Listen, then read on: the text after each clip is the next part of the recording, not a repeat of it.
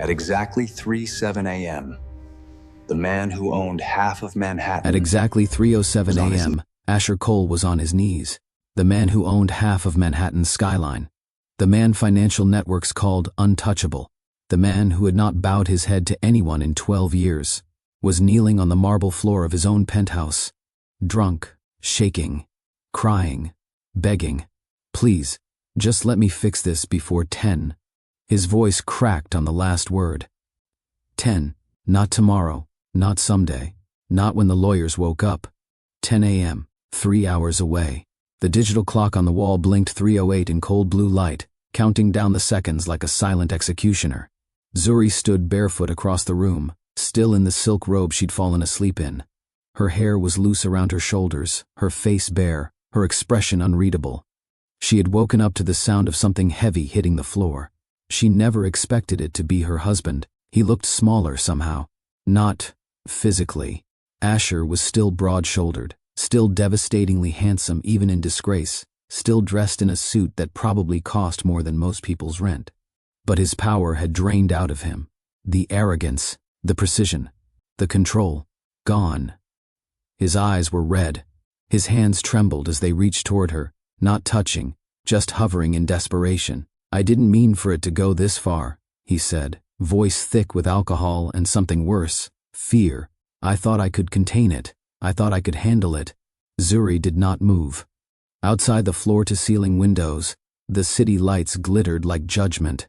The skyline he helped build looked down on him, as if it were deciding whether to let him survive the morning. What are you trying to fix before 10, Asher? She asked quietly. Her voice was calm. Too calm. He swallowed hard. His jaw flexed. For a moment he looked like the CEO again, calculating, assessing risk. But whatever calculation he made collapsed as quickly as his composure had. If it goes public at 10, the board will vote me out by noon, he whispered. The stock will crash. Investors will pull out. They'll destroy everything. Everything. The empire. The headlines. The billions. But Zuri wasn't thinking about stocks. She was thinking about why her husband was begging forgiveness at 3 a.m, and why he hadn't woken her up to confess. Instead, she had found him on his knees. I can fix it, he said again, more urgently now. I just need you to stand by me. Just for today. Just until 10. There it was. Not, I'm sorry. Not the first hurt you. Not, I betrayed you. Just strategy. Just survival. The clock blinked. 3:12. 3 hours and 48 minutes until something detonated. Zuri stepped closer, slow and measured. He looked up at her, as if she were the only lifeline left in a sinking ship. What did you do? She asked. He hesitated. That hesitation said more than any confession could have. His silence filled the penthouse louder than shouting ever could. Please, he whispered again. I never wanted you to find out like this. Find out what? Her stomach tightened. Because this wasn't about business. This wasn't about investors. This wasn't about market crashes. This was personal. And whatever was waiting at 10 a.m. was big enough to bring Asher Cole to his knees. The clock blinked 3:15. He looked at her like a man already sentenced, and for the first time since she married him, Zuri realized something terrifying. Asher wasn't afraid of losing his company. He was afraid of losing control of the story. And at 10 a.m., the world would hear it. My billionaire husband confessed at 3 a.m., but not to me. He was on his knees, begging forgiveness, from a future that had already scheduled his destruction for 10 o'clock. And I was the last person he wanted to face. Let me ask you something. Have you ever been the woman standing in the room, but not in the decision? Have you ever smiled beside a powerful man, knowing the cameras saw you as decoration while he built empires using your silence? Have you ever defended someone in public while privately feeling like an afterthought? Because that was my marriage. On paper, I was Zuri Cole, philanthropist, board member by marriage, the elegant wife who stood 2 steps behind the billionaire genius. In reality, I was the woman who knew how to read his tone shifts before shareholders did. I knew when he was lying. I knew when he was hiding something. I knew when he was scared. And at 3 a.m., Asher was terrified. Not of bankruptcy, not of scandal, of exposure, Power changes people. Money magnifies who they already are. And when you're married to a man who can move markets with a single sentence, you start to understand something very quickly. Love does not compete with power. Power always demands priority. Asher controlled boardrooms filled with men twice his age. He negotiated billion-dollar acquisitions without blinking. He dominated rooms that smelled of old money and generational privilege. But inside our home, he controlled information, what I needed to know, what I deserved to know, what he believed I could handle. That night, he realized he had miscalculated. Because whatever was coming at 10 a.m. wasn't just corporate fallout. It involved betrayal. The kind that doesn't just break trust, the kind that humiliates, the kind that makes you question every shared memory. You see, society teaches women like me to be grateful. Grateful for wealth. Grateful for access. Grateful for the last name. Grateful for proximity to power. But no one talks about what it feels like to slowly disappear inside someone else's empire. To be underestimated because you're soft-spoken. To be dismissed because you're patient. To be overlooked because you don't shout. Everyone has felt invisible at some point. Everyone has sat in a room where their contribution was minimized. Everyone has loved someone who assumed loyalty was automatic. Asher assumed I would stand beside him at 10 a.m. He assumed I would smile for the cameras. He assumed I would protect the empire. What he didn't realize was this: I had been watching, learning, preparing, and by the time the clock struck 10, the story he thought he controlled would belong to me. Stay with me. Because what happened between 3 and 10 didn't just threaten a billion-dollar company. It revealed who truly built it, and how a driver, the one person Asher never saw as powerful, became the reason the empire survived at all. But before 10 arrived, I had to find out who he had betrayed me with, and why my best friend's name was about to detonate everything. Before I tell you what happened at 10, before I tell you how my best friend became the headline, let me ask you to stay with me. Because this is not just a story about wealth, it's about humiliation. It's about the quiet woman everyone underestimated. And it's about the moment I stopped protecting a man who never protected me. Now listen carefully, because this is where everything shifts. At 3:26 a.m., Asher's phone vibrated on the marble floor between us. He froze, not startled, frozen. The way a man freezes when the one thing he fears has arrived. The screen lit up. Unknown number, but the preview message was visible, and I saw it before he could reach for it. Press embargo lifts at 10 a.m. statement from Sloan Whitmore attached. My heart did not race. It did not shatter. It did something worse. It went cold. Sloan Whitmore, my best friend of 13 years. The woman who held my hand on my wedding day.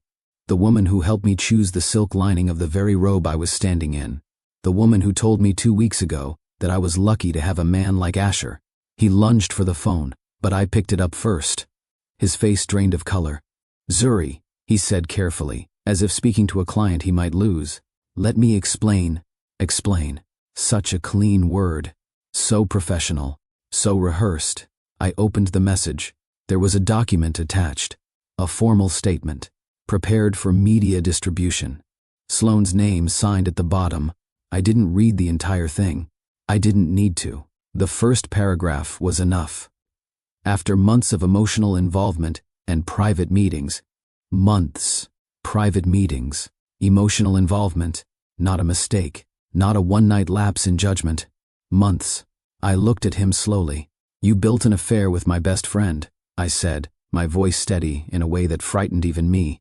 "It wasn't supposed to be like this," he answered immediately, too quickly. "It wasn't planned." There it was. That word. Planned. As if betrayal required a calendar invitation. The clock read 3:31 a.m. 6 hours and 29 minutes until the world knew. Until headlines dissected my marriage. Until investors questioned his leadership. Until board members calculated whether scandal would cost more than loyalty. But here's what hurt the most. Sloan's statement didn't just confirm an affair. It implied something else. Power imbalance. Corporate favoritism. Insider access. She had been recently appointed to a consulting position within Asher's company. A position no one questioned. Because she was my friend. Because proximity to me made her trustworthy. Because he said she was qualified. The board would not see romance. They would see liability. Shareholders would not see passion. They would see misconduct. The empire wasn't just facing gossip. It was facing removal. That's why he was on his knees. Not because he broke my heart. Because she was going public. Because she had chosen exposure over protection. Because at 10 a.m., she would release the statement, and possibly more. Did you love her? I asked. It was the only question that mattered. He didn't answer immediately. That pause told me everything. Silence is a confession wealthy men don't know how to control. And suddenly, something inside me shifted. Not heartbreak. Clarity. I thought about every dinner Sloane attended. Every vacation she joined. Every time she hugged me a little too tightly. Every secret I told her. And I understood something devastating. They didn't just betray me. They underestimated me. They assumed I would collapse.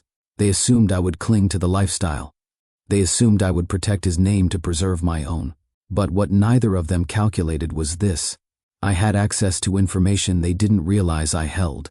Because while Asher was building a public empire, I had been building quiet leverage.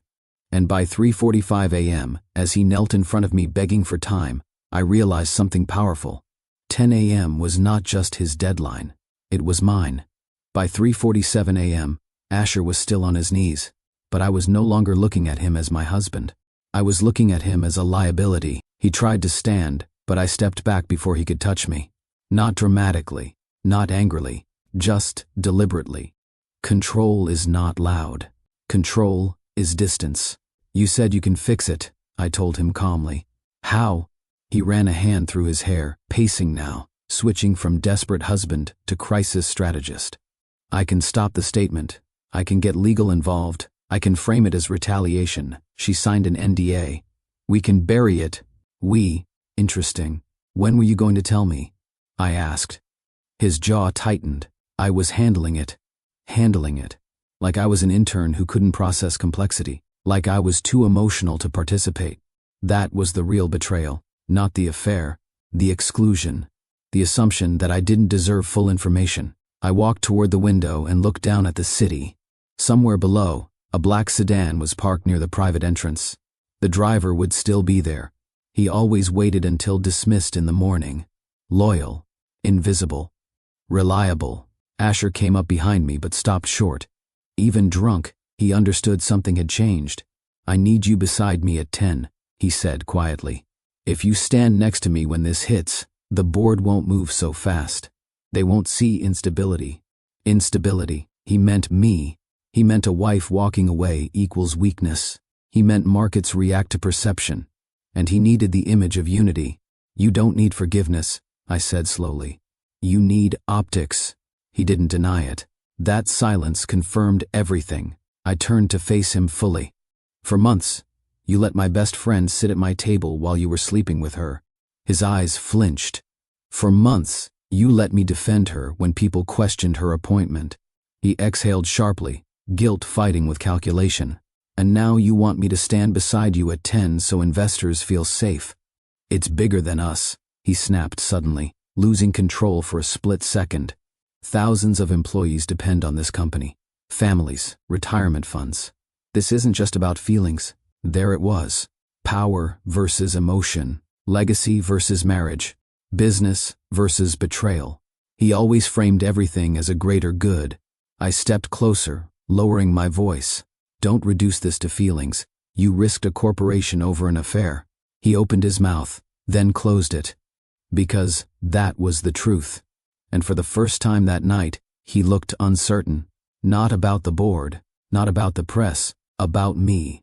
The clock read 4:02 a.m., 5 hours and 58 minutes left. His phone buzzed again. This time, it was his chief legal officer. He declined the call. He was waiting for my answer first. Interesting. You have 6 hours, I said. His shoulders relaxed slightly, mistaking that for cooperation. To do what? He asked. To tell me everything. He hesitated. All of it, I continued. When it started. Who knew? What she has. What you gave her access to. His expression changed. That question unsettled him more than the affair itself. Access. Sloane hadn't just been a lover. She had been consulting inside the company.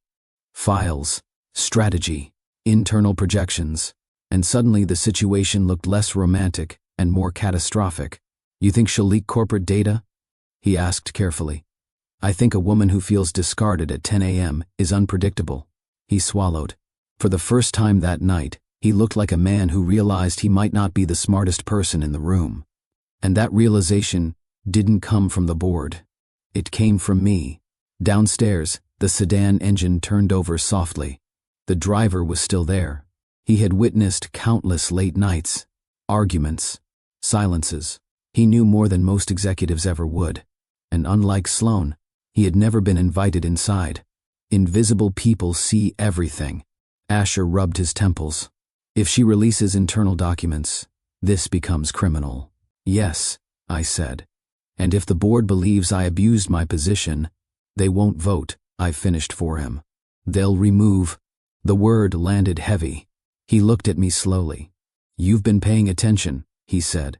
I almost laughed. "I've been underestimated," I corrected. And something clicked between us. For years he had assumed I was ornamental, supportive, emotionally intelligent, but strategically secondary. But I had sat through every quarterly review, every shareholder call, every off-record conversation. Quiet women collect information, and information is power. The clock read 4:18 a.m. Outside, the city was beginning to shift toward dawn. By 10, markets would open. By 10, Sloane would speak. By 10, Asher Cole's reputation could collapse. But here's what he didn't know yet. He wasn't the only one with leverage. And before sunrise, I was going to speak to the one person he never thought mattered, the driver. By 4:26 a.m., I had changed. Not into something dramatic, just intentional. Dark trousers, cream blouse, hair pulled back tight. No jewelry except my wedding ring. Armor does not always shine. Asher watched from the hallway as I walked toward the private elevator. "Where are you going?" he asked. His voice had changed again. Less commanding, more uncertain. "To get clarity," I answered. "You don't need to leave. We can handle this upstairs." Upstairs, in the controlled environment, where he led, where he dictated the narrative. "No," I said evenly. "You've been handling things for months. Look where that got us." The elevator doors slid open. He stepped forward, stopping just short of crossing the threshold with me. "Zuri, don't make this worse." That was the moment I understood something fully. He thought my independence was a threat, not the affair, not the press statement, me moving without his direction. "I'm not the one who made this worse," I replied. The doors closed between us. For the first time in years, I left him upstairs without explanation. The lobby was quiet. Early morning security nodded respectfully as I crossed the marble floor. Outside, the black sedan idled near the curb. He stepped out immediately when he saw me. Caleb, mid-30s, reserved, observant eyes, crisp suit that never quite masked the fact that he came from a different world than the executives he drove. "Good morning, Mrs. Cole," he said politely. He did not ask why I was alone. Drivers learn early that silence keeps employment secure. "Caleb," I said, meeting his gaze directly. "How long have you been driving for my husband?" 4 years, ma'am. 4 years. Long enough to witness patterns. Long enough to recognize deviations. Long enough to know when something was off.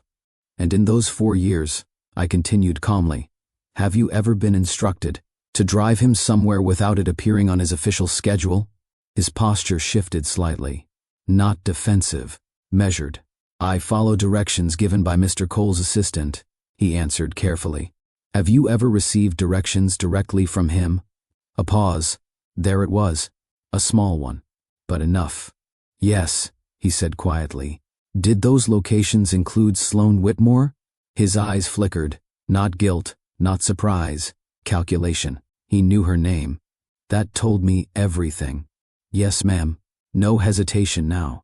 Just truth. "Hotels?" I asked. "Yes." "Private residences?" "Yes." "How often?" He inhaled slowly. "Twice a week on average for the last 3 months. Twice a week. Structured, consistent, deliberate." I absorbed the information without flinching. Did anyone else know? No, ma'am. Not the assistant. Not the board. Not security, which meant something critical. Caleb was the only third party aware of the pattern. Invisible, trusted, dismissed, and therefore, powerful. Why didn't you tell me? I asked softly. He looked surprised by the question. That wasn't my place. Exactly, that wasn't his place. Because people like him are taught early that survival requires silence. Powerful men rely on that silence. But today, silence was leverage. Caleb, I said, lowering my voice, at 10 a.m., a statement is being released. It could destroy the company, possibly implicate criminal misconduct. He did not react outwardly, but his eyes sharpened.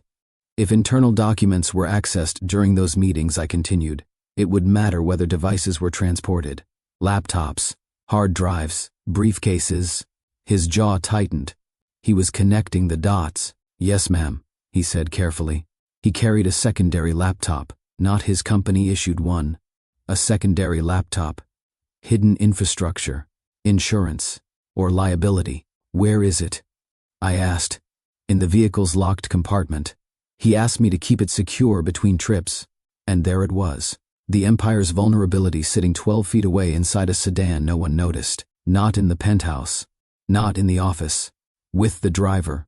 The man who opened doors and was rarely invited through them. Does he know you still have it? I asked. No, ma'am. He assumed I returned it upstairs. Interesting. Asher had trusted invisibility too much. Caleb, I said calmly. Who do you believe built this company? He blinked, confused by the question. Mr. Cole, ma'am. Who kept him functional? I corrected gently. Who scheduled his sleep? Who covered his public missteps? Who managed his reputation quietly? His eyes shifted slightly. He understood. You did, ma'am. Yes, I said. And today, I decide whether that company survives. For the first time since I stepped into the lobby, I felt something solid beneath my feet. Not heartbreak. Not anger. Authority. Open the compartment, I instructed. He walked to the rear door and unlocked the hidden panel. Inside sat a slim black laptop. Unmarked, unregistered, unaccounted for in corporate logs. Caleb stepped back respectfully. What would you like me to do, Mrs. Cole? That question mattered, because at that moment, the driver was no longer just an employee. He was the hinge on which a billion-dollar future turned. And I finally understood the last thing Asher never calculated. He thought loyalty belonged to him. He forgot that respect must be earned. The clock read 4:52 a.m., 5 hours and 8 minutes until 10, and for the first time that night, I was not reacting. I was planning. By 5:01 a.m., I was seated in the back of the sedan with the unregistered laptop resting on my knees. Caleb closed the door softly, giving me privacy without distance. He stood outside, alert but unobtrusive, the way men like him are trained to be, present but unseen. The city was beginning to lighten, dawn creeping in. Markets would open in 4 hours and 59 minutes. I opened the laptop, no password prompt. That told me something immediately. Asher never relied on a single layer of protection. If this machine was unsecured at the surface, the encryption would be deeper. Hidden partitions, ghost storage. I navigated calmly, folders labeled with neutral names, personal, archive, consulting. But one directory stood out, SW Strategy. He hadn't even bothered to disguise her initials. My pulse slowed instead of rising. Emotion clouds judgment. Clarity sharpens it. I opened the folder. Documents, message logs, calendar exports, private projections, and then I saw it. Internal acquisition models, confidential, time-stamped, shared. He hadn't just met her in hotel rooms. He had fed her strategy. If she released this alongside the affair, it would not look like romance. It would look like corporate misconduct. It would look like favoritism. It would look like a CEO compromising shareholder trust for personal gratification. And that would not require a vote. That would require removal. I leaned back slowly. Asher wasn't just facing humiliation. He was facing exile. My phone vibrated. A text from him. Where are you? Not are you okay? Not can we talk? Control slipping makes powerful men anxious. I ignored it. Instead, I opened the message draft attached to Sloane's scheduled release. She had included emotional language. After months of connection, promises of partnership, professional collaboration turned personal, she framed herself as emotionally invested. But she had also attached timestamps of late-night strategy sessions. That was her insurance. If he denied the relationship, she would imply he exploited her position. If he admitted it, the board would question his leadership. Either way, she detonated him. Unless, I scrolled further. There were voice memos, recorded conversations. I pressed play on one. Asher's voice. Confident, controlled. We'll announce the expansion after fourth quarter. The market isn't ready yet. Sloane's voice followed. Should I adjust the draft proposal to reflect the offshore structure? Offshore structure. I paused the recording. That wasn't public knowledge. That wasn't even board knowledge yet. Which meant something critical. If she released this file, regulators would look deeper. And if regulators looked deeper, the empire wouldn't just wobble. It would fracture. I closed the laptop carefully. Caleb opened the door the moment he sensed movement. Yes, ma'am? Do you know where Mr. Cole asked you to park during those meetings? I asked. Yes. Did he ever ask you to leave? No, ma'am. He preferred I stay close. Close enough to hear. Close enough to observe. Close enough to confirm timelines. Drivers memorize routes. Drivers remember durations. Drivers note deviations. Caleb, I said evenly, if this becomes an internal investigation, would you be willing to confirm dates and times? He didn't hesitate. Yes, ma'am. Loyalty had shifted. Not because I demanded it, because I acknowledged him.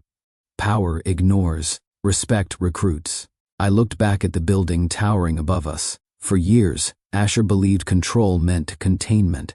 Control meant limiting who knew what. But he forgot something essential. Invisible people are not powerless. They are witnesses, and witnesses determine outcomes. My phone buzzed again. This time from Sloane. 3 words. You deserve truth. I almost smiled. Truth is rarely given out of generosity. It is weaponized. She believed I would confront him emotionally.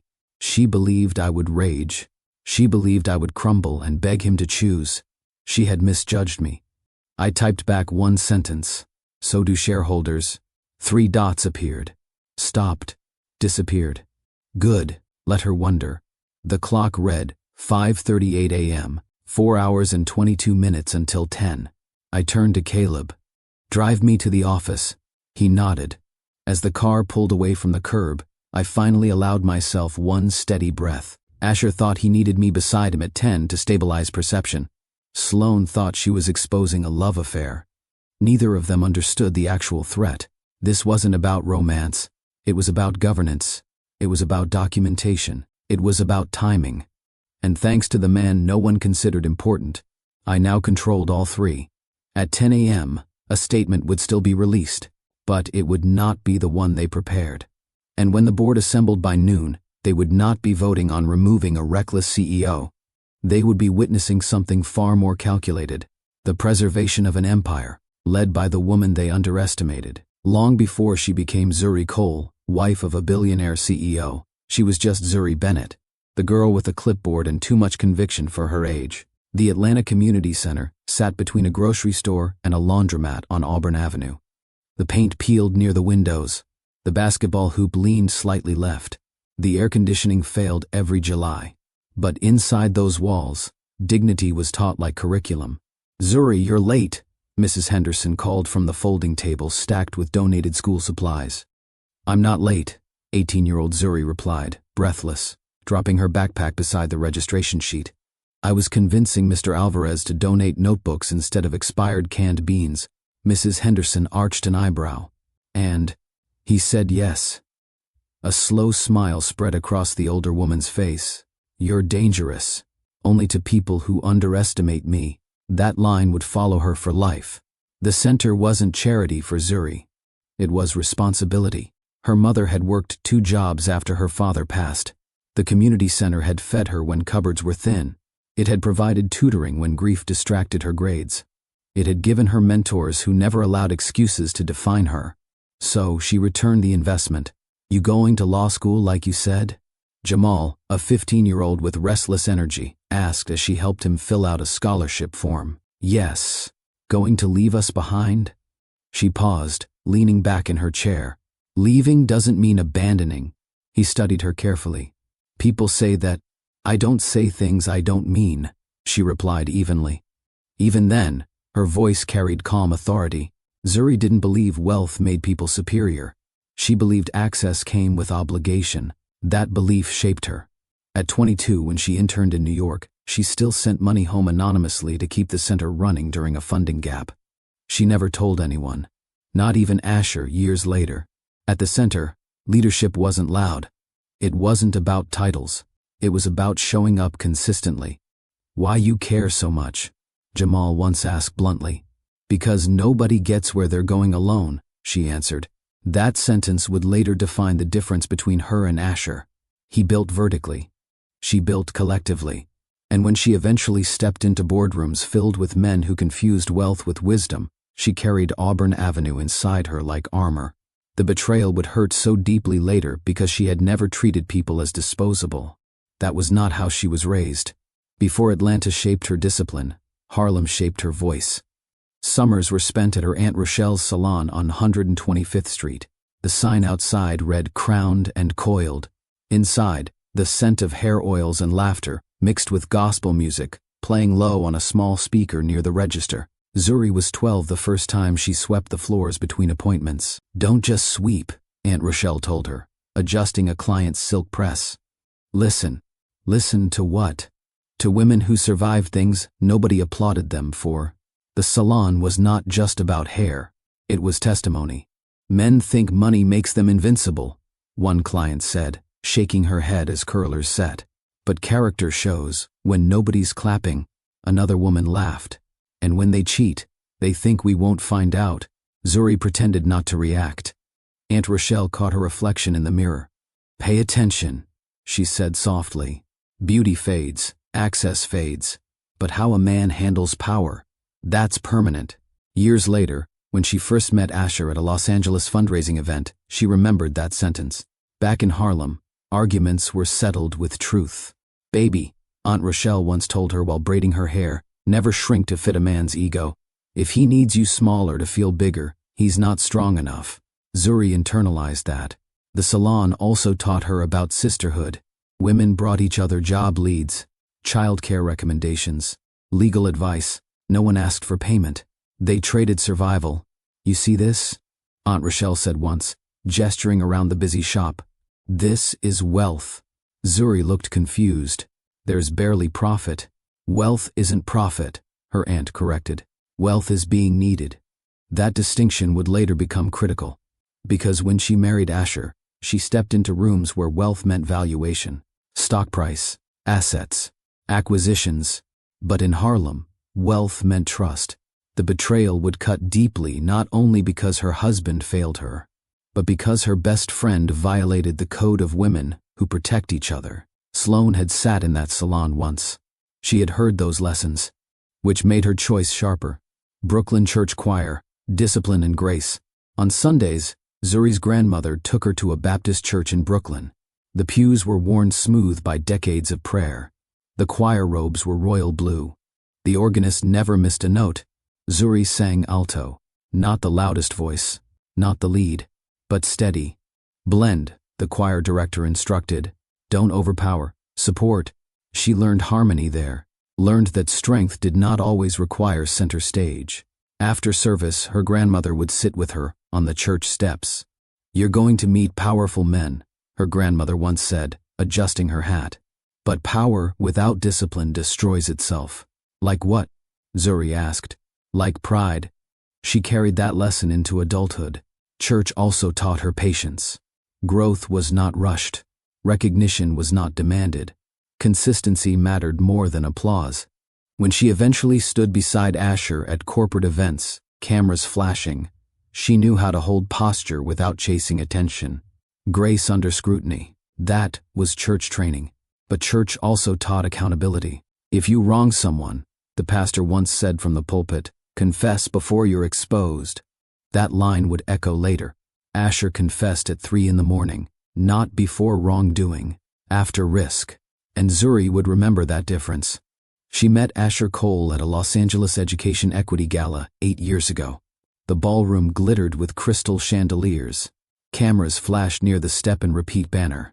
Venture capitalists, athletes, studio executives, and politicians mingled beneath curated lighting. Zuri was not there as decoration. She was representing the Atlanta Community Center Expansion Initiative. She wore emerald green, structured, intentional. Asher noticed her because she did not approach him. He approached her. "You're the only person here not trying to sell me something," he said with a half smile. "I'm already funded," she replied. That intrigued him.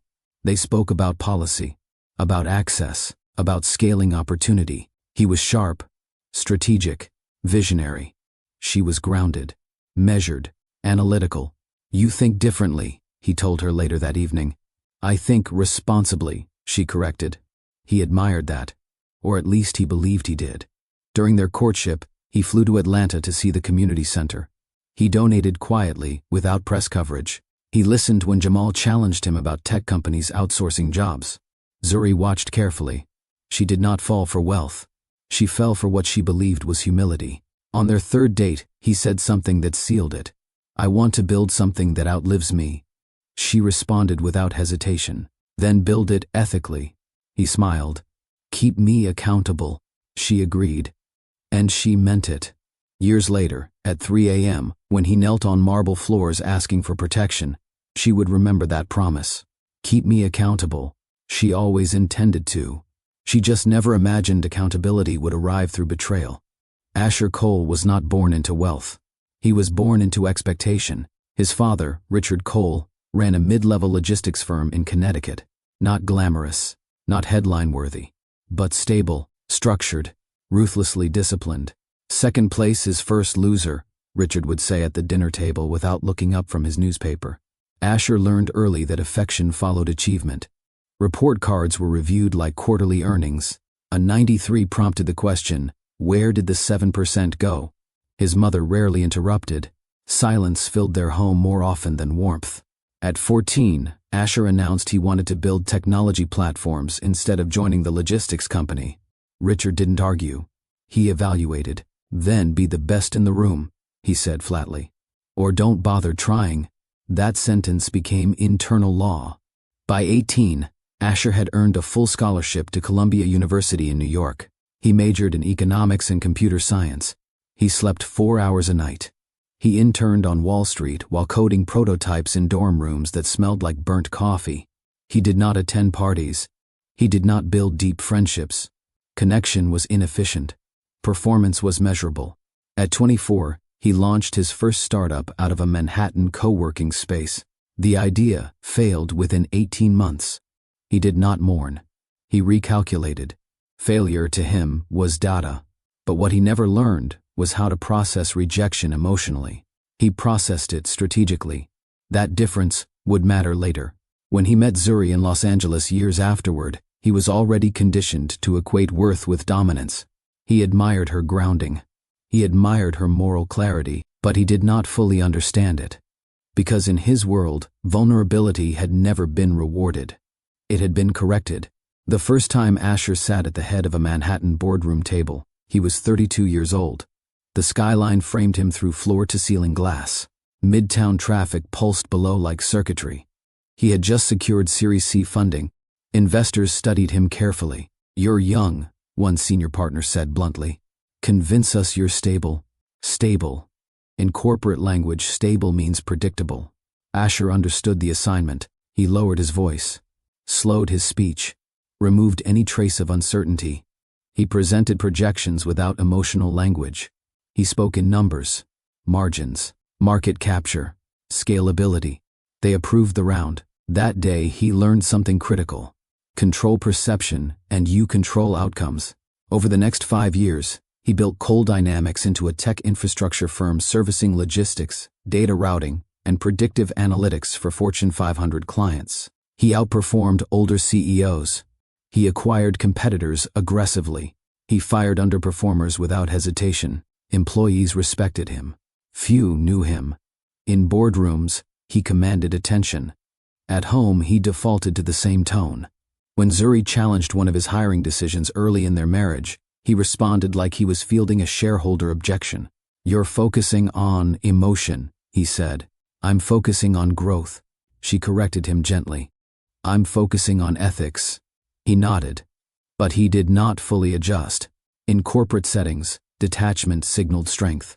In marriage, detachment signaled distance. He confused the two. Late nights in Manhattan became routine. Strategy dinners, investor briefings, crisis containment meetings. Caleb drove him home past midnight more times than Zuri could count. He would enter quietly, kiss her forehead while she slept, and check overseas markets before bed. Success expanded. Intimacy contracted, not because he stopped caring, but because he equated provision with presence, and those are not the same.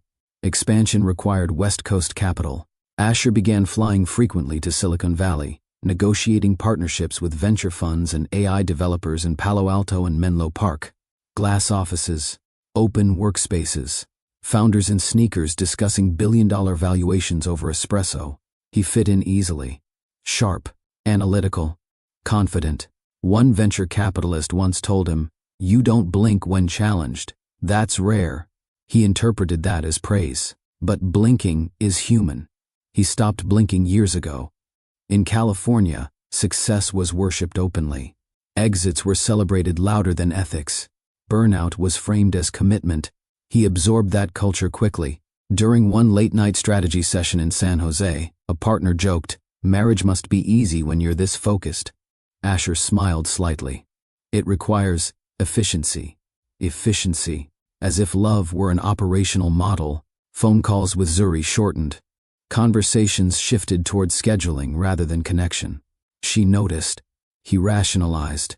"I'm building security for us," he told her once, from a hotel suite overlooking the bay. She responded calmly, "Security isn't only financial." He heard her, but he did not prioritize the adjustment. Loneliness does not always look like sadness. Sometimes it looks like constant motion. In Silicon Valley, he was surrounded by founders, engineers, capital partners. Yet hotel rooms remained quiet after midnight. No applause, no validation, just screens glowing in dark rooms. That isolation created vulnerability, not justification, vulnerability. When Sloan began consulting on cross-regional strategy 6 months before the betrayal surfaced, she traveled with him occasionally to California for meetings. She spoke the language of ambition. She admired his decisiveness openly. She laughed at his intensity instead of questioning it. Where Zuri challenged him toward ethics, Sloan affirmed his dominance. Affirmation feels good to men conditioned by pressure, especially when it costs nothing up front. He did not intend for emotional lines to blur. But ego rarely announces when it is being fed. The first time Asher confided in Sloan outside professional context, it was after a tense quarterly earnings call in New York. Investors had pressed aggressively about expansion timelines. He maintained composure publicly. Privately, tension lingered. Sloan remained after the meeting, reviewing slides. "You handled that well," she said. He loosened his tie slightly. "They're nervous. They're intimidated," she corrected. That distinction mattered to him. Intimidation implied power. Power felt stabilizing. He began inviting her to strategy dinners more frequently. Initially professional, gradually personal. She asked fewer ethical questions than Zuri did. She did not challenge him about work-life balance. She admired his stamina. At home, Zuri asked about community impact, about long-term sustainability, about whether leadership meant more than profit. He respected those questions, but he did not always want to answer them. Sloan offered escape from accountability, not because she was wiser, because she was easier. Loneliness inside marriage rarely starts with absence. It starts with misalignment. Asher and Zuri valued the same empire, but for different reasons. She saw it as a vehicle for access and responsibility. He saw it as proof of worth. That difference widened quietly. He began compartmentalizing. Corporate self, public husband, private vulnerability. Sloan entered the compartment labeled low resistance. And once secrecy begins, Escalation follows naturally. By the time he asked Caleb to transport the secondary laptop discreetly, he knew lines had shifted. He just believed he could contain consequences. That miscalculation defined him. Not malice, not cruelty, hubris. He assumed he could manage narrative, timing, fallout. He underestimated emotional impact. He underestimated Zuri. And he underestimated how quickly affirmation can turn into exposure. When he knelt at 3 a.m. begging for time before 10, it was not only fear of scandal, it was the collapse of a carefully managed image. For a man raised to equate control with survival, losing control feels like annihilation. But pressure does not excuse betrayal. It explains context. Asher was shaped by expectation, refined by corporate culture, validated by dominance, isolated by success, and ultimately undone by the very traits that built his empire. The first real conversation between Zuri Bennett and Asher Cole did not happen under chandeliers. It happened in a quiet hallway outside the Los Angeles Gala Ballroom, where the noise softened and authenticity had room to breathe. "You challenged my statistic," Asher said, leaning casually against the wall. "It wasn't accurate," Zuri replied. He smiled slightly. "It was industry standard. That doesn't make it truthful." That answer stayed with him. He was used to admiration, used to agreement, used to people adjusting tone when speaking to him. Zuri did not adjust. She held eye contact without aggression. Calm, certain. "Walk with me," he said. They stepped onto the terrace overlooking the city lights. "Tell me why you care so much about community access," he asked. "Because I've needed it," she answered without hesitation. He studied her carefully, not evaluating, listening. She told him about Auburn Avenue, about scholarship forms at folding tables, about young boys who were brilliant but never told they were. "You don't sound angry," he observed. "I'm not," she said softly. "Anger is exhausting. Building is productive." That perspective impressed him more than any resume could. He asked for her number. She hesitated. "Why?" she asked plainly. "I want to continue this conversation. You could donate." He laughed quietly. "That's not the only reason." She gave him her number, not because he was wealthy, but because he was attentive. During their first official date in Atlanta, he arrived on time. No entourage. No assistant. He brought no extravagant gift. Just a printed article about community broadband expansion, with notes in the margins. "You annotated it?" she asked, amused. "I wanted to understand your work better." That effort mattered. They spent hours discussing policy and possibility. Neither tried to impress with excess. When he flew back to New York that night, he texted her one sentence. "You make me think differently," she responded. "Thinking differently is uncomfortable." "I'm willing," he wrote back. And at that time, he meant it. When Asher visited Harlem to meet Aunt Rochelle, he wore a tailored navy suit that looked slightly too formal for 125th Street. "You look like you're running for office," Zuri teased. "I didn't know the dress code," he admitted. Inside the salon, conversations paused briefly as he entered. Aunt Rochelle looked him up and down. "You eat soul food?" she asked bluntly. "Yes, ma'am. We'll see." He sat patiently while Zuri's aunt braided a client's hair and asked him questions that felt more like interviews than conversation. "What does leadership mean to you?" she asked. "Responsibility," he replied carefully. "And if you fail, I correct and continue." Aunt Rochelle nodded slowly. Later, when they stepped outside, Zuri asked quietly, "You okay?" "I'm being evaluated," he said. "You should be." He did not argue. That humility deepened her trust. In return, she entered his Manhattan world. She attended a private investor dinner overlooking Central Park, crystal glasses, tailored suits, conversations about valuation and leverage. One executive leaned toward her. "So what do you do besides philanthropy?" She smiled politely. "I analyze risk exposure in community development projects." The executive blinked, surprised. Asher watched from across the table. He felt pride. Not because she impressed them, because she belonged anywhere. Cultural contrast did not divide them. It fascinated them. She introduced him to church in Brooklyn. He introduced her to tech summits in San Francisco. She showed him Sunday potlucks. He showed her structured board presentations. For a while, they balanced. When he felt pressure, she grounded him. When she felt overwhelmed by visibility, he shielded her. "Promise me something," she said one night on his Manhattan balcony. "What?" "If we build a life together, we don't lose where we came from." He nodded without hesitation. "I promise." He believed that too. Their wedding was held in Brooklyn, not in a luxury destination, a restored brownstone courtyard, string lights overhead, choir voices rising in harmony. Zuri walked down the aisle to a live rendition of Total Praise. Asher watched her, like he had never seen anything more certain. During vows, he spoke first. "You challenge me. You steady me. You remind me that building something meaningful requires more than ambition. I choose you." Her voice remained calm but emotional.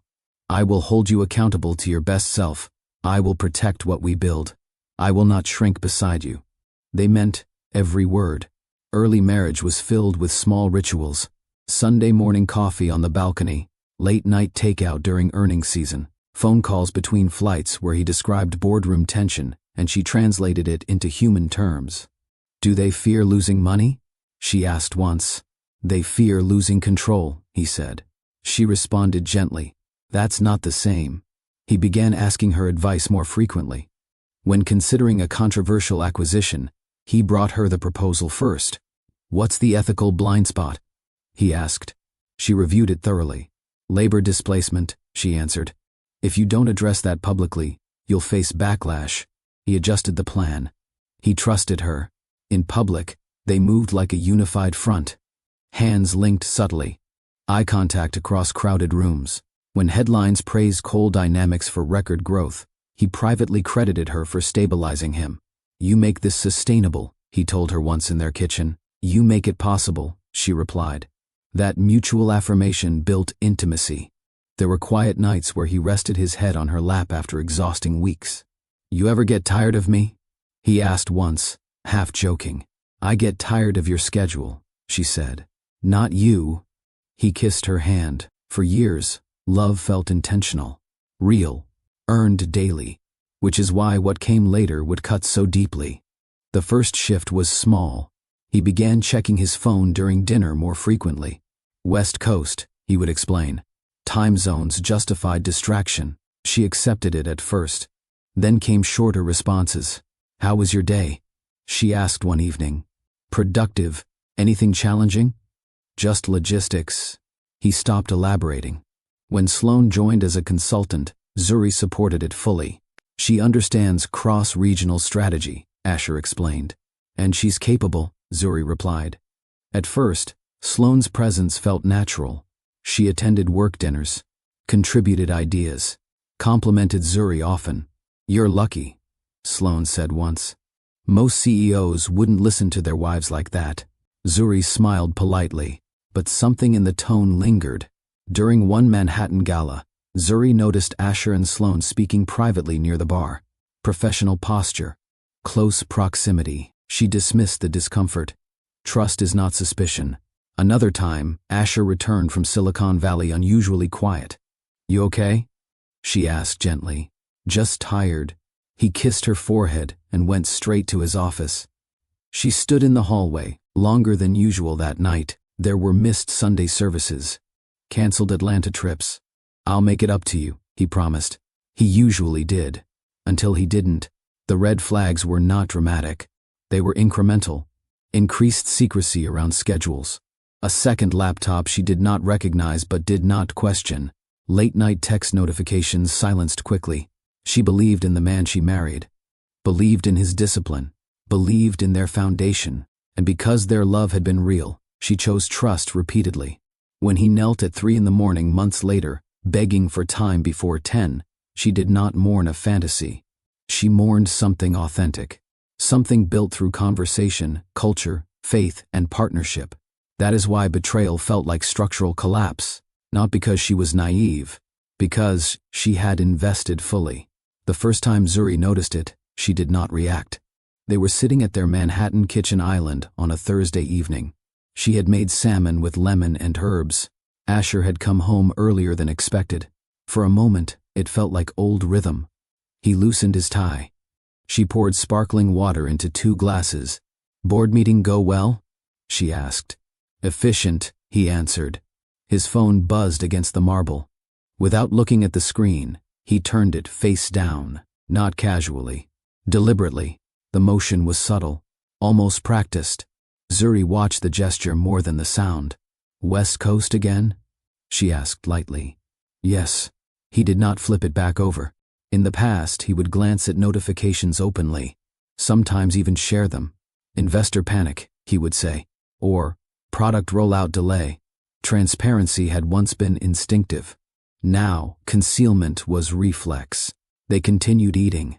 The phone buzzed again.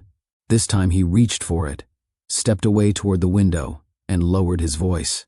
She could not hear the words. She could hear the tone. Softened, measured, intimate in a way business rarely requires. When he returned, he smiled slightly. "Just logistics," he said. She nodded, but something in her chest tightened. Trust does not collapse instantly. It adjusts. And that night, it adjusted by a fraction. He began sleeping with the phone on his side of the bed instead of charging it near the dresser. He angled the screen away when replying to messages. He disabled banner previews. These were not dramatic changes. They were incremental shifts in behavior that only someone deeply familiar with him would detect. Zuri detected them. She did not accuse. She observed. The late meetings increased quietly. "Emergency strategy session," he said one Tuesday at 7:40 p.m., already reaching for his coat. "Now?" she asked gently. "Silicon Valley partner flew in. You didn't mention it this morning." It came up last minute. That phrase began appearing often. Last minute, unavoidable, time-sensitive. She believed in the demands of leadership. She had seen the pressure firsthand, but unpredictability was not his norm. Asher planned meticulously. Spontaneous meetings contradicted his pattern. One evening, she called him at 10:15 p.m. No answer. She texted, "Everything okay?" 10 minutes passed, then 20. He responded at 10:47. In discussion. Call later. When he arrived home after midnight, he moved quietly, as if trying not to disturb her. She pretended to sleep. He paused beside the bed longer than usual. Almost guilty, almost unsure. He showered immediately. Another deviation. He had always showered in the mornings. These were not crimes, they were shifts. And Zuri's intuition began tracking them like data points. "Do you feel distant?" she asked one Sunday afternoon when he canceled church again. He exhaled slowly. "I'm stretched thin. I'm not asking about workload." He avoided eye contact.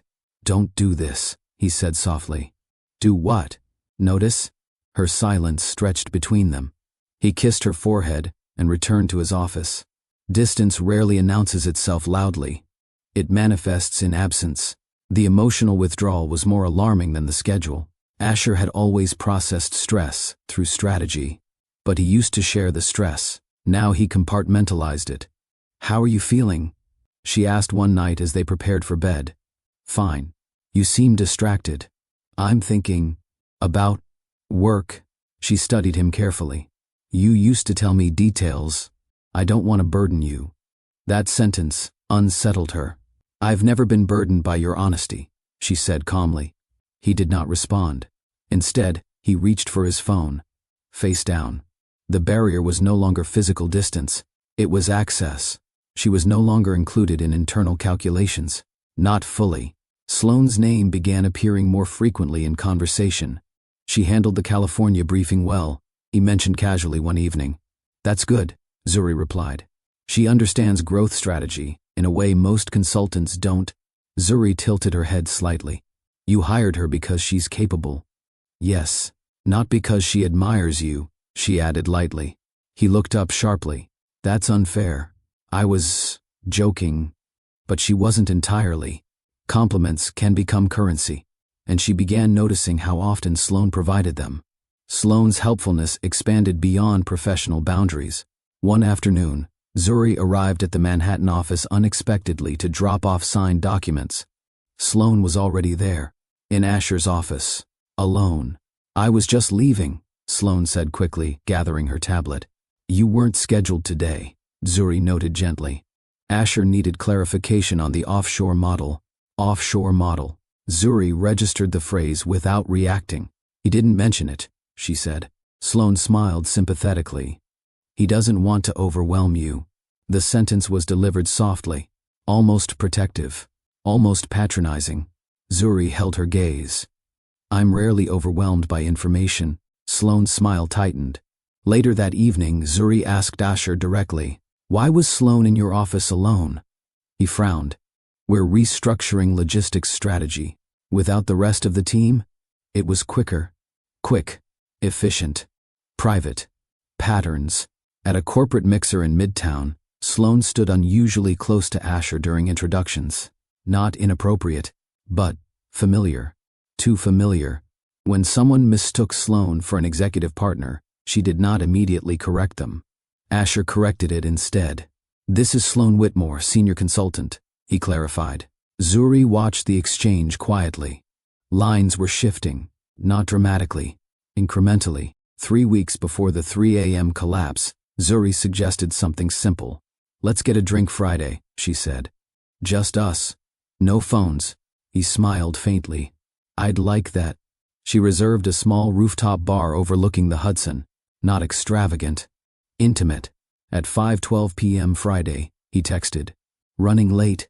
At 5:46 p.m. Meeting extended. At 6:21 p.m. Rain check. She stared at the message longer than necessary. Of course, she replied. She went anyway. Sat alone for 30 minutes. Watched couples laugh across small tables. Checked her phone only once. No follow-up message. Later that night, Caleb dropped him home at 11:40 p.m. She heard the car door close. She did not confront him immediately. The next morning, she asked calmly, was it unavoidable? Yes, he said without elaboration. She did not argue. But something inside her shifted again. Not anger. Adjustment. The final warning came at a charity fundraiser in Atlanta. Zuri was hosting it for the community center expansion. It was invitation only. Curated. Intentional. Asher confirmed attendance weeks prior. Sloane was not invited. Halfway through the evening, as Zuri finished a speech about youth mentorship, she saw her. Sloane, standing near the back of the room in a fitted black dress, unannounced, uninvited, smiling politely as if she belonged. After applause faded, Zuri approached her. I didn't realize you were in Atlanta, she said evenly. I was nearby for meetings, Sloane replied. Asher mentioned the event. Asher joined them moments later. You didn't tell me she was coming, Zuri said gently. I thought it would be fine, he answered. Fine. The word felt dismissive. This space is personal, Zuri said quietly. It's not corporate. Sloane placed a hand lightly on Asher's arm. I just wanted to support. The gesture lasted only a second, but it lingered. Later that night, after guests left, Zuri stood alone in the empty hall. Her mother's voice echoed in memory. Listen. She replayed the night in her mind. Phone turned face down. Late meetings. Canceled drink. Uninvited arrival. Patterns form before proof appears. And for the first time, she did not dismiss her intuition. She respected it. 3 weeks later, at 3 a.m., Asher would kneel on marble floors begging for time before 10. But the shift had begun long before that night. It began with small choices, small concealments, small validations, and a woman who slowly realized she was no longer being invited into her own marriage fully. At 3:18 a.m., still kneeling on the marble floor of the penthouse, Asher finally began telling the truth. Not strategically, not selectively, fully. I was exhausted, he said, voice hoarse. Not just tired, worn down. Zuri stood near the window, arms folded loosely, listening without interruption. It started after the offshore expansion projections, he continued. Investors were pushing. Regulators were asking questions. The board wanted accelerated growth without increased risk exposure. You thrive under pressure, she replied evenly. Yes, he said. When it's external, he looked up at her. This time it felt internal. I couldn't keep every variable controlled. The admission surprised her. Control had always been his oxygen. We were in New York, he said, eyes unfocused as memory surfaced. After the earnings call, the one that went longer than expected. She remembered that evening. He had come home distant, showered immediately. Sloane stayed back to review projections, he continued. Zuri felt her chest tighten but kept her voice calm. And she saw I was slipping. The word carried weight.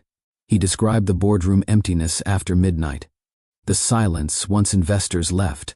The spreadsheets still open. The offshore model unresolved. I felt like I was carrying a structure alone, he said quietly. Even with you, I didn't want to bring that weight home. You decided to bring it somewhere else, Zuri said. He closed his eyes briefly. Yes, it wasn't planned, Asher said again, but this time without defensiveness. We went to a bar near the office, he continued. Just to decompress. You don't drink during negotiations, Zuri said. I wasn't negotiating. That distinction mattered to him. He described ordering whiskey, one glass becoming two, Sloane listening attentively, leaning closer across the table. She told me I was carrying too much alone, he said. She said you couldn't understand the scale of risk. Zuri's expression did not change. She questioned my partnership. She asked softly. She framed it as concern, he answered. Alcohol blurs lines that pride keeps rigid. He admitted that he talked more than he should have, shared frustrations, spoke about the canceled drink without realizing the implications. She said you were busy with community projects, he continued. That maybe I needed someone who understood corporate urgency. And that felt validating, Zuri said. He nodded slowly. I didn't realize how much I wanted validation. The bar closed at midnight. He could have gone home. Instead, he accepted her suggestion to continue the conversation somewhere quieter. That phrase echoed heavily in the penthouse. Zuri remained silent. He swallowed. I made the decision when I didn't leave. They went to a hotel in Midtown, not one they frequented publicly. Discretion disguised as convenience. I told myself it was just conversation, Asher said. I believed proximity didn't equal betrayal. Zuri's voice cut gently through the air. You're not naive. No, he agreed. I'm not. Inside the room, he described pacing, talking about investor distrust, about pressure to maintain dominance. Sloane kept saying I deserved relief, he said, that no one saw how hard I worked. Zuri thought of Harlem, of Auburn Avenue, of Brooklyn church steps. She had seen him. Every day. She touched my hand. He continued quietly. Not suddenly. Gradually. He paused. That was the moment I knew. Knew what? That crossing the line was possible. And you still stayed? Yes. His voice cracked. Because it felt easier than confronting my own insecurity. That was the truest sentence he had spoken all night. He admitted that intimacy followed. Not graphic. Not romanticized. Just stated. A decision. A failure. A moment of ego prioritized over covenant. The silence afterward in the hotel room was louder than anything before it. She fell asleep, he said. I didn't. He stared at the ceiling, sobered by consequence. Immediate regret arrived not as panic, but clarity. He had fractured something foundational. I left before sunrise, Asher continued. You came home and showered, Zuri said. He looked up sharply. You knew? I noticed.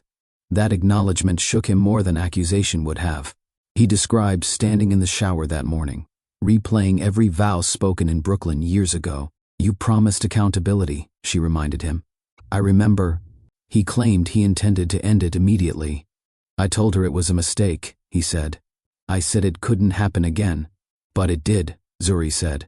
He lowered his head. Yes. Because shame rarely leads to immediate correction. It often leads to secrecy. Over the following weeks, he met Sloane again under the pretense of strategy review. Each time convincing himself it was contained. Each time deepening compromise. She started asking about access, he admitted. Internal files, projections. And you gave them, yes. Because at that point, boundaries were already breached. Professional lines dissolved after personal lines did. He tried to compartmentalize. But compartmentalization collapses under repetition. The night everything shifted, Asher said, voice tightening, was 2 nights ago. Zuri's gaze sharpened. She asked where we stood. He continued. I told her, It was over, and she didn't accept that. He described the argument. Sloane accusing him of using her, claiming emotional promises were implied. "You built something with me," she reportedly said. "You can't retreat now." He denied that narrative. She responded with leverage. "I have files," she told him, "and messages." He thought she was bluffing, until his phone vibrated at 1:12 a.m. that night. A draft statement attached, timestamped, scheduled for release at 10 a.m. She said if I didn't acknowledge the relationship publicly, she would. Zuri inhaled slowly. "That's when you started drinking tonight," she said. Yes. He had spent the evening attempting to negotiate quietly. Legal options, damage control. He underestimated her resolve. At 2:45 a.m., she sent the final message. 10 a.m. I tell the truth. He drove home in silence. Caleb dropped him off. He entered the penthouse shaking, and at 3:07 a.m., he collapsed to his knees, not solely from guilt, but from fear of exposure. As he finished recounting the timeline, silence settled between them again. Zuri's mind did not race. It sorted. He had been overwhelmed. He had been validated. He had chosen ego over discipline. He had crossed lines knowingly. He had continued. He had attempted concealment. And only when threatened had he confessed. That distinction mattered more than the act itself. "Did you ever intend to tell me?" she asked quietly. He hesitated. "I was going to. When?" He did not answer. She turned toward the window again. Dawn approaching.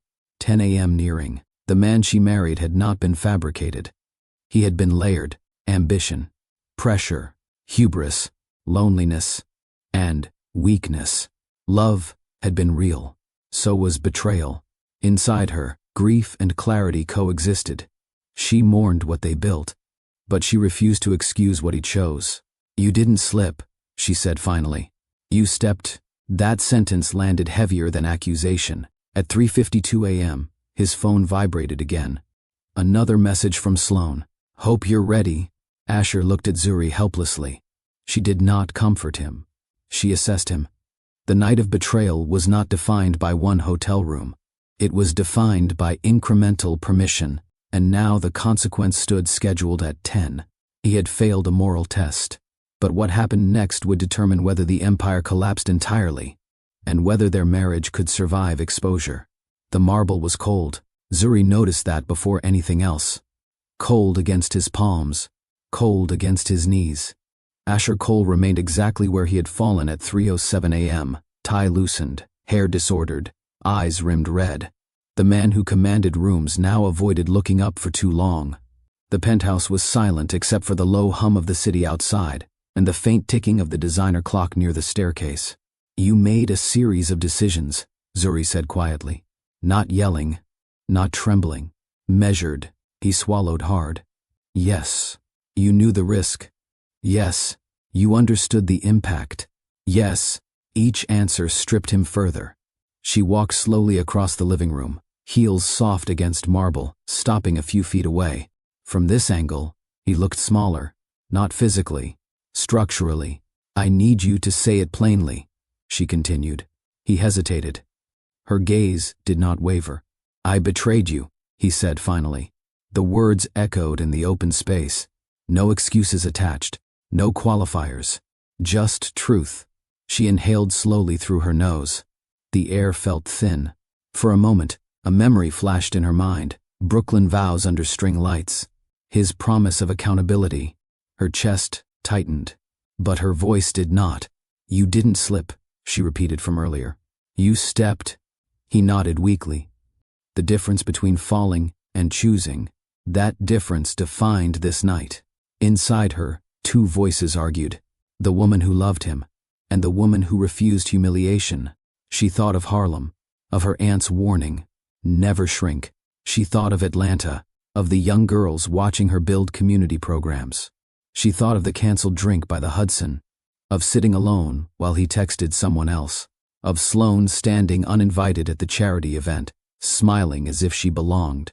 The humiliation was not loud. It was layered. "You let her sit at my table," Zuri said. "Yes. You let her hug me." He closed his eyes briefly. Yes. You let me defend her. His voice cracked. Yes. The repetition hurt more than the initial confession, because each yes carried a separate wound. She wanted to scream, to throw something, to let rage erupt, but she understood something powerful in that moment. If she lost control, he would retreat into crisis management mode. He knew how to handle chaos. He did not know how to handle calm, so she stayed calm. Her restraint unsettled him more than anger would have. Look at me, she instructed. He raised his eyes slowly. She did not cry. That frightened him. I was your partner, she said. Not your assistant, not your distraction. Your partner.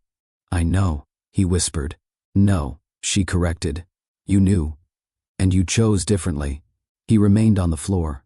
She did not offer her hand. The clock read 4:11 a.m., 5 hours and 49 minutes until 10. Asher, she said calmly, do you understand what happens if that statement includes internal documents? Yes. Say it. The board removes me. And regulators? They investigate. And employees? They panic. She nodded. And our marriage? He exhaled sharply. I don't know. That was the first honest answer not tied to corporate consequence. She stepped closer. You built an empire on control, she said. But you neglected character. He flinched slightly. She continued. Control can secure funding. It cannot secure loyalty. He bowed his head. And tonight, she said, voice steady, you are not asking for forgiveness. He looked up slowly. You're asking for protection. The word landed heavily. He opened his mouth to protest, then stopped, because she was right. He feared exposure more than rejection. He feared headlines more than heartbreak. She saw that clearly now. That clarity hardened something inside her. I will not be used as optics, she said. I'm not. You are. Her interruption was firm, but not loud. You want me beside you at 10 so the board sees stability. Silence confirmed it. She folded her arms. If I stand next to you, it will not be to protect your ego. Then why? He asked, weakly. To protect the people who did not choose your weakness. That answer shifted the ground beneath him. She was thinking beyond him. Beyond herself. He had underestimated her scope. He leaned forward suddenly, desperation surfacing. I love you, he said. The sentence hung between them. Love, once warm, now complicated. Do you? She asked softly. Yes. Define it. He struggled. Commitment, partnership, building a life. She tilted her head slightly. And secrecy fits into that how? He had no answer. Tears gathered in his eyes. Not theatrical, raw. I didn't mean for it to become this, he whispered. You meant for it to exist, she replied. That sentence broke something. He covered his face briefly. The sound he made was not dignified. It was broken. For a split second, compassion flickered in her chest. Because she knew the man he had been. She knew the nights he rested his head in her lap. She knew the ambition shaped by pressure. But compassion did not erase consequence. You made me small in my own marriage, she said quietly. He shook his head immediately. No. Yes. Her voice remained level. You decided I could not handle the truth. He swallowed. I thought I was protecting you. From what? Stress. Public scrutiny. She stepped back. I grew up navigating rooms without power, she said. Do not insult me by pretending I needed shielding. He stared at her, realization dawning slowly. The power dynamic had reversed fully. He was pleading. She was composed. And in that composure was authority. She walked toward the window again. Dawn faintly visible over the skyline. Without turning around, she spoke. If you have ever loved someone who underestimated your strength, she paused. If you have ever stood beside a powerful person and felt invisible. Her voice did not break. Stay with this. Because what happens next is not about revenge. It is about dignity and how a woman chooses herself without destroying everything around her. She turned back toward him. And I am not finished. The clock read 4:32 a.m. He was still on the floor. She had not raised her voice once. I need complete transparency, she said. No omissions, You have it, he answered immediately. Every file, every message, every access point. Yes. If I discover another concealment, this conversation ends permanently. He nodded. I understand. She studied him carefully. For the first time in hours, he did not look like a CEO. He looked like a man stripped of leverage. Stand up, she said finally. He hesitated. Stand, she repeated. Slowly, unsteadily, he rose. But he did not tower over her. Because height does not equal power. From this moment, she said evenly, you do not control the narrative. He opened his mouth slightly. She continued. I do. Outside, the city continued toward morning. Inside the penthouse, something fundamental had shifted. He had confessed. He had broken vows. He had chosen weakness. But she had chosen restraint. And restraint, in that moment, was stronger than fury. 10 a.m. was approaching. The board would gather. Sloan would expect collapse. Asher expected damage control. Neither fully understood what Zuri intended. And that misunderstanding would define what happened next. At 6:02 a.m., Zuri stood alone in the walk-in closet. The penthouse was quiet. Asher remained in the kitchen, seated, staring at his untouched coffee. He had attempted to speak twice. She had raised a hand gently. Later, now she faced the mirror. Not to admire, to decide. Her reflection looked steady. Eyes clear, no visible swelling from tears that never fell. She reached for a charcoal gray tailored suit. Structured, sharp, not ornamental, authority without excess. She buttoned it carefully, fingers steady.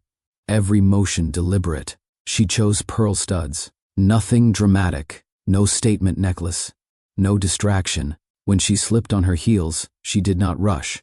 She paused, looked directly at herself. This is not humiliation, she said softly. This is clarity. The words were not performance. They were alignment. She thought of Harlem, of her aunt's instruction to never shrink. She thought of Atlanta, of Jamal asking whether she would leave and forget. She thought of Brooklyn vows spoken under string lights. She had not broken those vows. He had. That distinction strengthened her spine. She applied minimal makeup, not to conceal pain, to present precision. At 6:21 a.m., she walked back into the living room. Asher stood immediately. You look, he started. Prepared, she finished. He swallowed. He was still unraveling internally. She was organizing. Before leaving, she stepped onto the balcony. The Manhattan skyline was brightening. Traffic humming below. Markets would open soon. She closed her eyes briefly. Not in despair. In focus. You are not the embarrassed wife, she whispered to herself. You are the architect of consequence. The wind brushed against her face. Cool. Awakening. She remembered something her grandmother once said on church steps. When tested, stand upright. She stood upright. Behind her, the sliding door opened quietly. Asher approached but kept distance. I'm sorry, he said again. She did not turn. I know. The difference between apology and repair was action, and action was coming at 10. She opened her phone. No message from Sloan yet, but the scheduled release remained. 4 hours away. She sent one brief text. To Caleb. Car ready? His response came immediately. Yes, ma'am. Prepared. Reliable. Invisible no longer. She inhaled once more, then walked inside. At 6:48 a.m., the black sedan pulled away from the curb. Caleb drove with measured calm. Asher sat beside her in the back seat, silent. The secondary laptop rested in her leather bag. Secured. Evidence. Leverage. The city outside transitioned from early commuters to full motion. Construction workers gathered near scaffolding. Coffee carts served hurried professionals. Billboards advertised innovation and ambition. Zuri watched it all carefully. This city rewarded boldness. It also punished weakness. Are you going to speak first? Asher asked quietly. In the boardroom? She replied. Yes, yes. He nodded. He was accustomed to leading discussions. Today, he would follow. They passed Midtown Towers reflecting morning light. He had once described this skyline as his proving ground. She saw something else. Responsibility. People's retirement funds tied to stock price. Employees' mortgages linked to quarterly performance. She turned toward him. If this collapses, she said evenly, families suffer. I know. You should have known before. He had no defense. The car slowed at a red light. She glanced at Caleb in the rearview mirror. Everything secure? She asked. Yes, ma'am. His tone steady. He understood gravity without dramatics. As the light turned green, Zuri felt a quiet certainty. She was not driving to defend a husband. She was driving to stabilize a structure, and to determine whether the man beside her still belonged within it. At 7:22 a.m., they arrived outside Coal Dynamics headquarters, glass exterior reflecting morning sun. Employees filtering through revolving doors. No one knew yet. No headlines had dropped. No notifications had detonated. The world still functioned normally. Zuri studied the building. 8 years of marriage. 7 years of scaling this company. Countless nights of discussion. Community investments funded through corporate growth. If Sloan released internal files alongside the affair, regulators would descend. If the board believed leadership integrity was compromised, removal would follow. If shareholders panicked, stock would plunge. This was not about pride. It was about containment. She turned to Asher one final time before exiting. You will answer questions directly, she said. Yes. You will not interrupt me. He nodded. You will not minimize. I won't. She held his gaze. If there is another truth I discover today, that you withheld. She did not finish the sentence. She did not need to. He understood. She stepped out of the car. The morning air carried the scent of pavement, warming under sun. Caleb closed the door behind her. Employees greeted her politely. Good morning, Mrs. Cole. She nodded in acknowledgement. Inside the elevator, mirrors reflected the three of them. Asher looked drawn. Caleb focused. Zuri composed. 10 a.m. approached. In less than 3 hours, Sloan expected exposure to weaken them. Instead, Zuri carried strategy, evidence, and control. The elevator doors opened onto the executive floor. The boardroom awaited, and for the first time since 3:07 a.m., Zuri felt no tremor. Only readiness. 10 a.m. The executive conference room overlooked Midtown. Glass walls, long walnut table, city humming below. Board members had not yet been assembled. Zuri requested a private meeting first. Sloan entered at exactly 00:01 a.m. She wore white. Intentional. Calculated innocence. Her expression was composed, almost defiant. Asher, she said softly, ignoring Zuri at first. We need to handle this carefully. Zuri did not sit. She stood at the head of the table. You will address me, she said evenly. Sloan blinked once. Zuri, she corrected. I didn't expect it to escalate like this. Escalate, Zuri repeated calmly. Sloan exhaled dramatically. This was emotional, complicated. He was vulnerable. She gestured lightly toward Asher, who remained silent beside Zuri. It wasn't predatory, Sloan continued. It wasn't manipulation. It just happened. Zuri's gaze did not flicker. You scheduled a public statement, she said. Yes, because he was going to deny me. Deny what? Us. The word hung in the air. Zuri tilted her head slightly. There was no us. Sloane's composure tightened. You don't understand what he said to me. That sentence shifted the air temperature. Zuri's voice remained steady. Then, explain. Sloane crossed her arms. He told me he felt unseen. Zuri did not react externally. He said you were focused on community work, Sloane continued. That you didn't understand corporate urgency. Asher inhaled sharply. I never. Zuri raised a hand slightly. He stopped. She did not break eye contact with Sloane. He discussed his marriage with you, Zuri said evenly. Yes. In what capacity? Sloane hesitated. Emotionally. Zuri nodded slowly. Emotionally, she repeated. Silence stretched. Sloane tried again. You were always so composed, so perfect. He felt pressure around you. Zuri's expression remained unreadable. Pressure? She asked quietly. To measure up. Asher looked stricken. That's not how I meant. Silence, Zuri said gently. He obeyed. Sloane leaned forward slightly. You're strong. Everyone sees that. He felt inadequate. Zuri absorbed the insult and the implications simultaneously.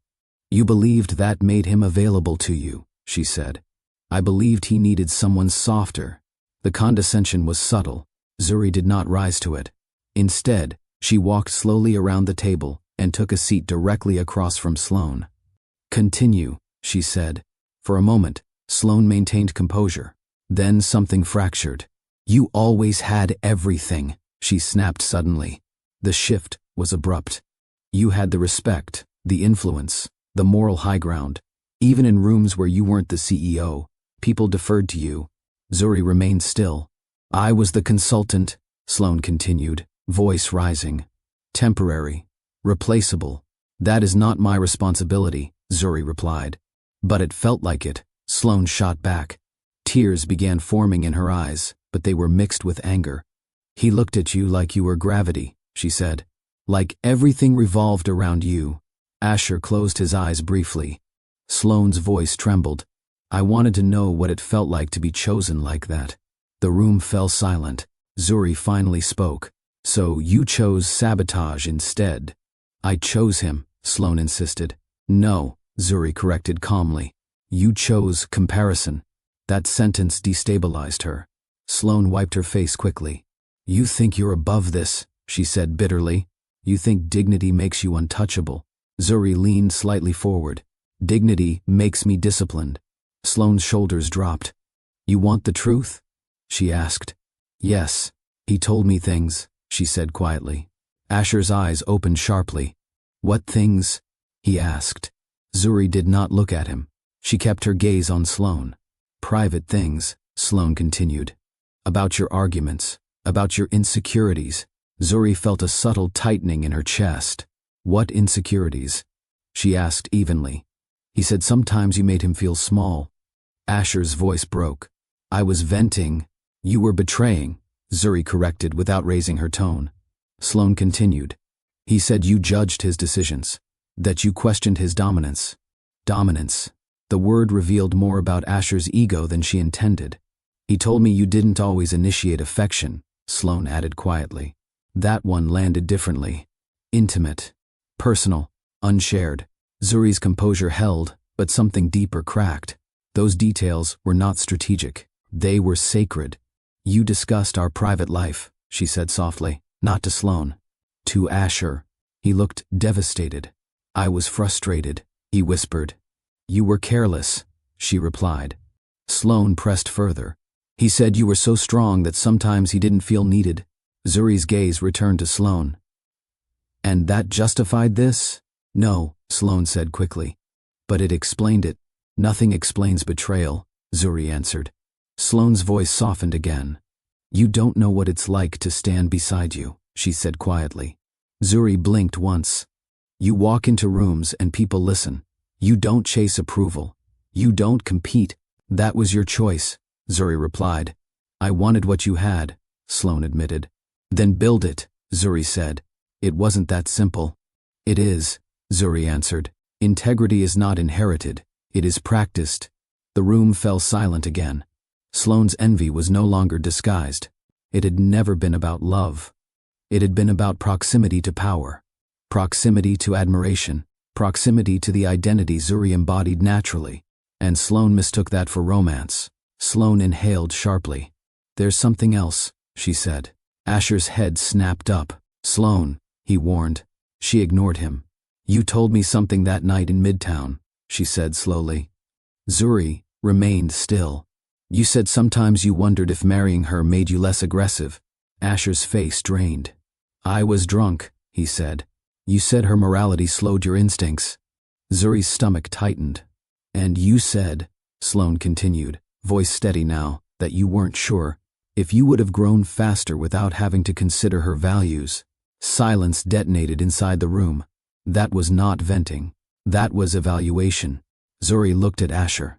Not furious, not loud. Wounded.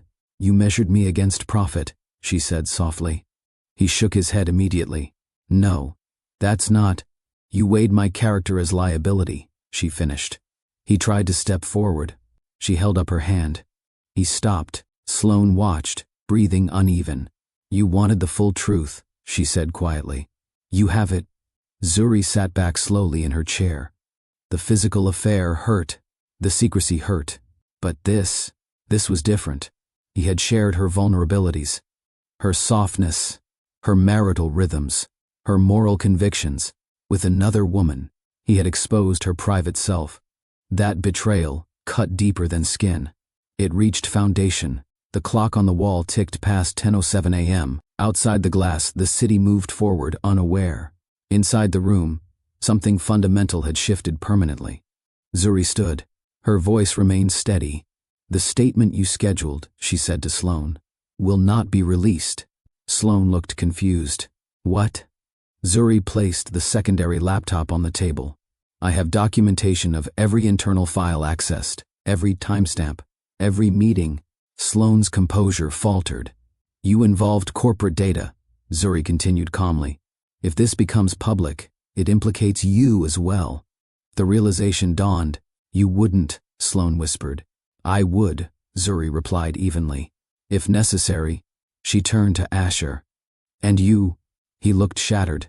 You do not get to decide whether my strength slows you. Her voice did not rise. You chose weakness. The words hung between them. And I will decide whether you deserve restoration. She picked up the laptop, looked once more at Sloane. This was never love, she said quietly. It was comparison. Then she walked toward the door, leaving both of them seated in the aftermath. The second emotional earthquake had struck, and nothing between the three of them would ever return to what it was before. 10:18 a.m. The full board of Coal Dynamics assembled around the long walnut table. 12 members, 2 legal advisors, chief financial officer, chief legal officer, no media yet, no public statement released. The tension was contained, but charged. Whispers moved quickly across the room. Asher requested emergency session. Is it regulatory? Acquisition delay? Zuri entered first. That alone shifted the energy. She did not normally lead board meetings. Asher followed behind her. He did not walk ahead. That detail did not go unnoticed. The chairwoman, Evelyn Grant, adjusted her glasses. Mrs. Cole, she said carefully. We weren't expecting you. You were, Zuri replied evenly. You just didn't know it. Silence settled. Asher remained standing. He did not sit at the head of the table. Zuri placed the secondary laptop in front of her. Closed, visible, symbolic. Before anything becomes public, she began calmly. You deserve transparency. Every head turned. Asher swallowed. This was the moment he feared most. Not headlines, judgment. Asher engaged in an inappropriate relationship with a senior consultant, Zuri stated plainly. Gasps were restrained but present. The CFO's pen froze mid-note. Evelyn Grant leaned forward slightly. Define inappropriate, she said. Personal and intimate, Zuri answered. No dramatic pauses, no emotional tremor. Just fact. Asher finally spoke. It was my failure, he said. No coercion, no imbalance of authority. Entirely my responsibility. The chief legal officer exhaled slowly. And exposure risk? He asked. Zuri opened the laptop. Contained, she said. She displayed timestamp logs, access records, meeting schedules cross-referenced with secure file retrieval. The consultant intended to release a public statement at 10 a.m., Zuri continued. The statement included references to internal strategic documents. Board members exchanged sharp looks. However, she said steadily, release of those documents would implicate her in breach of contractual and legal agreements. Evelyn's voice sharpened. Has the statement been released? No, Zuri answered. Why? Because she has been informed of mutual liability. Silence again. Calculated silence. Zuri did not frame this as mercy. She framed it as leverage. Evelyn Grant studied Zuri carefully. You orchestrated containment, she observed. I executed responsibility, Zuri corrected calmly. She did not glance at Asher. He remained still. Board member Daniel Rhodes leaned back. What is your recommendation? He asked. Not to Asher, to Zuri. That detail altered hierarchy. Zuri folded her hands neatly on the table. Immediate internal ethics review, she said.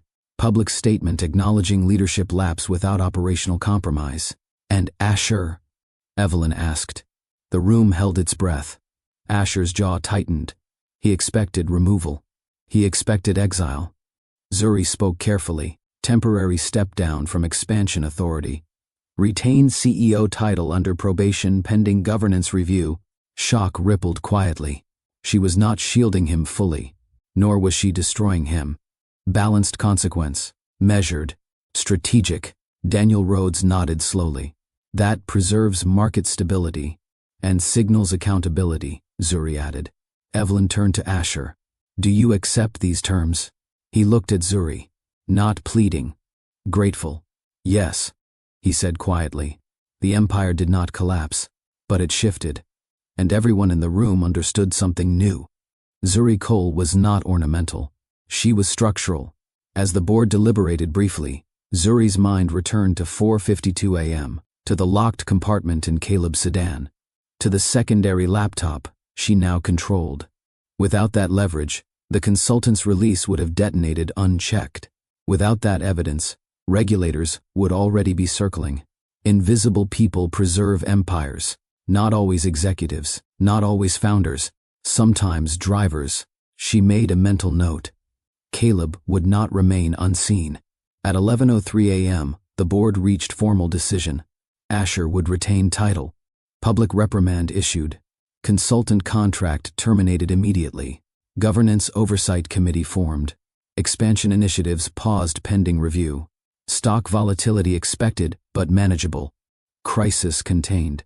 As members filed out, Evelyn paused beside Zuri. You handled this with discipline, she said quietly. I handled it with clarity, Zuri replied. Evelyn studied her carefully. Have you considered formal board placement? The question lingered. Not symbolic. Power. Zuri met her gaze steadily. I am considering many things, she said. Across the room, Asher stood alone for a moment.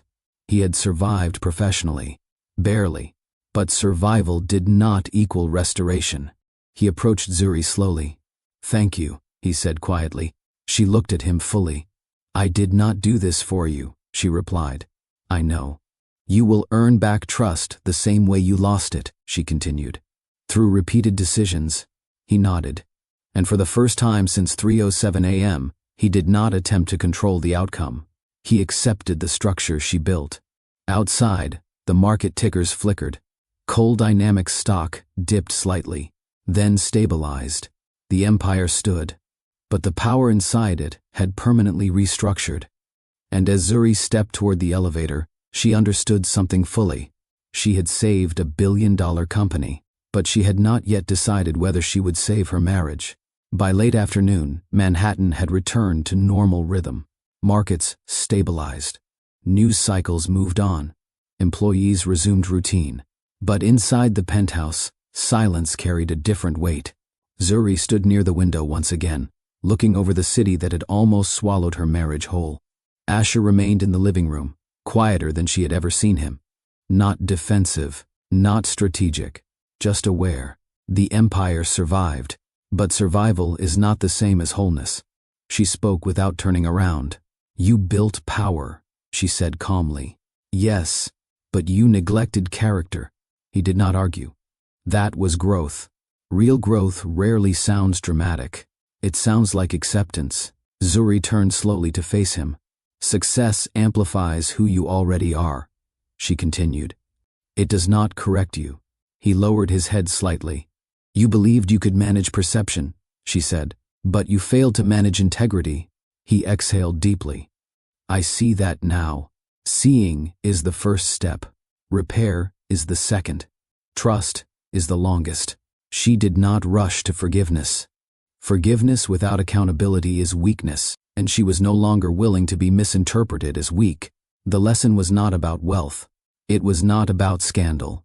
It was not even about betrayal alone. It was about the difference between being admired and being honorable. Asher had chased admiration. Zuri practiced honor. And when crisis arrived, admiration evaporated. Honor stabilized everything. That is why the empire still stood. Zuri moved toward the kitchen and poured herself water. Her hands were steady. "You told her my strength slowed you," she said quietly. He closed his eyes briefly. "I was wrong." "Yes," she replied. "Your strength did not slow me. It challenged me." "And challenge is not limitation," she answered. For years, she had stood beside him in boardrooms and ballrooms, not competing, not overshadowing, supporting, but never shrinking. The real betrayal was not physical. It was exposure. It was sharing private intimacy. It was measuring partnership as liability. And that wound would take time. She sat across from him. "If this marriage continues," she said evenly, "it will be rebuilt on transparency. Yes. Complete. Yes. And you will not resent my strength." "I don't," he said immediately. "You did," she corrected. He nodded slowly. "I did. Owning truth is uncomfortable. But discomfort precedes transformation." She did not promise reconciliation. She did not threaten departure. She left space. Because sometimes dignity means allowing time to reveal direction. There is something powerful about being underestimated.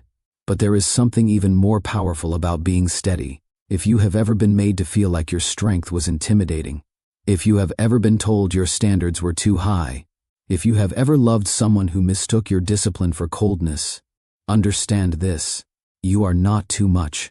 You are structured. And anyone who sees your integrity as a barrier to their ambition was never prepared to grow beside you. Power without ethics collapses. Ambition without character fractures. Validation from the wrong source feels good temporarily, but it costs permanently. Asher's mistake was not weakness. It was prioritizing ego over principle. And Zuri's response was not revenge. It was restraint. She did not scream. She did not beg. She did not destroy. She evaluated. She acted. She protected what mattered. That is strength. True strength is calm in crisis. True dignity is composure under betrayal. And true leadership is choosing accountability, even when humiliation would be easier. That evening, Zuri received a message from Caleb. "Thank you for trusting me." She replied simply, "Thank you for standing." Invisible loyalty preserved $1 billion structure. Not ego, not dominance, loyalty. She stepped onto the balcony one last time before sunset. The skyline no longer looked like judgment.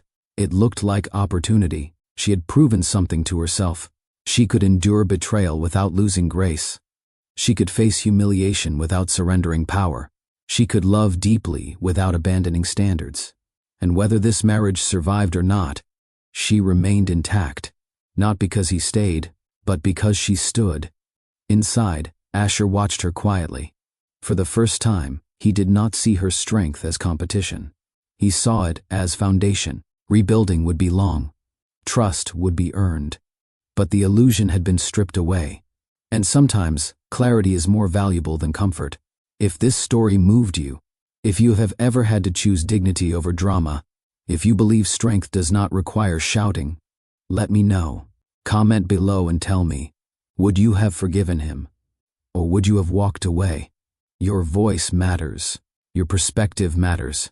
And stories like this remind us that love without integrity is fragile. But love rebuilt with accountability can be powerful. If you believe in stories that challenge, inspire, and uplift, like this video, subscribe for more narratives that explore strength, betrayal, redemption, and growth. And share this with someone who needs the reminder. Never shrink to make someone else feel powerful. Stand steady. Because sometimes the quiet woman in the room is the one holding the entire structure together.